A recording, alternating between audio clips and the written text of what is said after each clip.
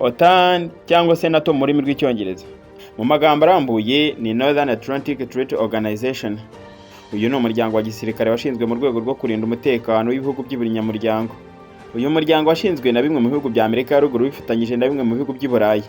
Byari bigamije guhangana n'Abasoviyete, icyo gihe bari barushijeho gutera intambwe ndetse no kuganza Leta Zunze Ubumwe za Amerika.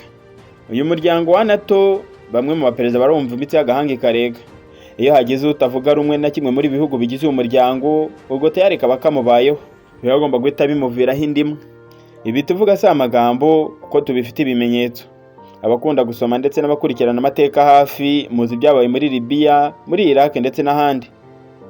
Ubundi uyu muryango wa NATO ni umuryango bwoko ki? Ukora ute? Washinzwe ryari? Nande? Kubera iki? Ibyo byose nibyo tugiye kureba mu cyegeranyo cya none. Ariko mbere yuko dukomeza, niba aribwo bwa mbere ugeze kuri iyi channel, reba munsi iyi video maze ureba hano handitse subscribe, ukandeho tujye tubana umunsi ku munsi mu makuru n'ibyegeranyo bicukumbuye. Iyi ni Ibyegeranyo TV. Njye ndi Theogene. Mbahaye ikaze.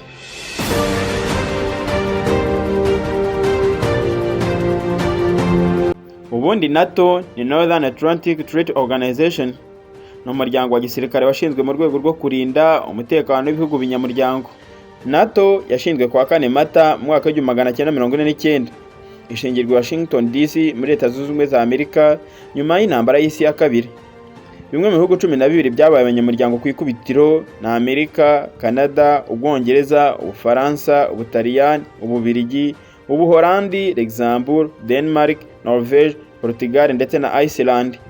Impamvu nyamukuru y'umuryango wa NATO washinzwe kwari kurwanya imbaraga z'Abasoviyete zari zikomeje kwigarurira bimwe mu bihugu by'i Burayi, gushinga ubufatanye mu by'umutekano hagati ya Amerika n'ibindi bihugu by'i Burayi, gushyiraho ingingo ya 5 y'amasezerano ivuga ko igitero kimwe cyagabwe ku gihugu kinyamuryango, ubwo byose biba byagabweho igitero biba bigomba guhita bigitabara.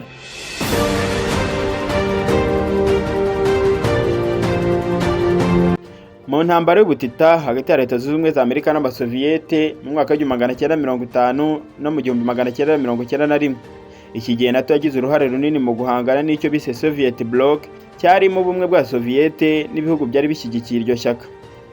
Mu mwaka wa 1952 Ubugereki na Turkiya binjiye muri NATO. Mu mwaka wa 1955 Ubudage bw'uburengerazuba bwahise bwinjira muri NATO. Bihita bitera Abasoviyete guhita bashinga icyo bise Warsaw Pact, umuryango wo kurinda ibihugu byari bishyigikiye ubutegetsi bw'abakomunisiti. Mu mwaka wa 1966 Ubufaransa buva mu buyobozi bwa gisirikare bwa NATO ariko buguma mu buyobozi bwa politiki. Mu mwaka wa 1982 Espagne nayo yinjiye muri uyu muryango wa NATO.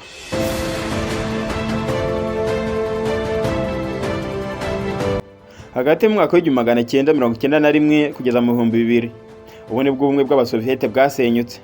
Mu mwaka wa 1991 ubumwe bw'Abasoviyete bwarasheshwe, bituma NATO ihindura politiki yayo biva guhangana n'Abasoviyete kuko bari bamaze gusenyuka ahubwo ijya kurwanya ibibazo mpuzamahanga n'amakimbirane. Mu mwaka wa 1995 OTAN yohereje ingabo muri Bosnia Herzegovina mu rwego rwo guhagarika intambara yari iri kuhabera. Mu mwaka wa 1999 NATO yagabye ibitero mu gihugu cya Yugoslavia mu rwego rwo guhagarika ihohoterwa ryakorerwaga Abanyakosovo.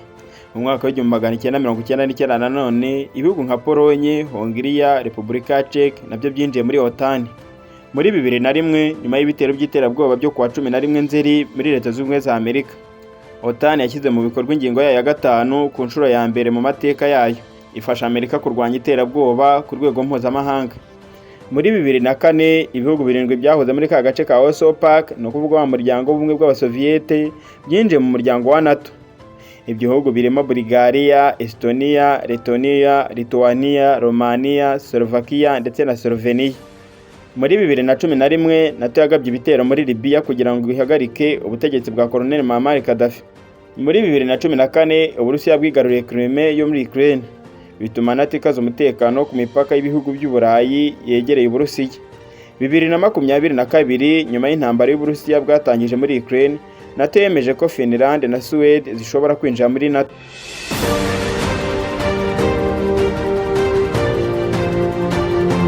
Ubu muri iki gihe NATO ifite ibihugu 32 by'ibinyamuryango nyuma yo kwakira Finland muri 2023 na Sweden muri 2024.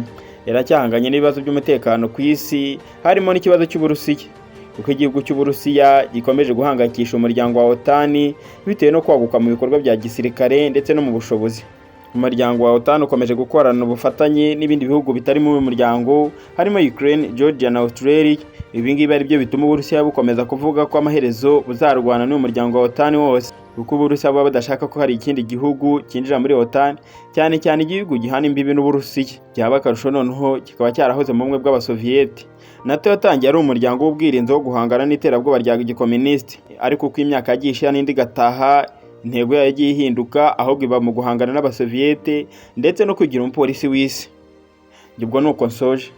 Ariko mbere yuko tugenda, niba bwo bwa mbere ugeze kuri channel, reba munsi iyi video maze reba hano handitse subscribe, ukandi tujye tubana umunsi ku munsi makuru n'ibyegeranyo bicukumbuye. Iyi ni Ibyegeranyo TV Rwanda. Nge ndi Theogene.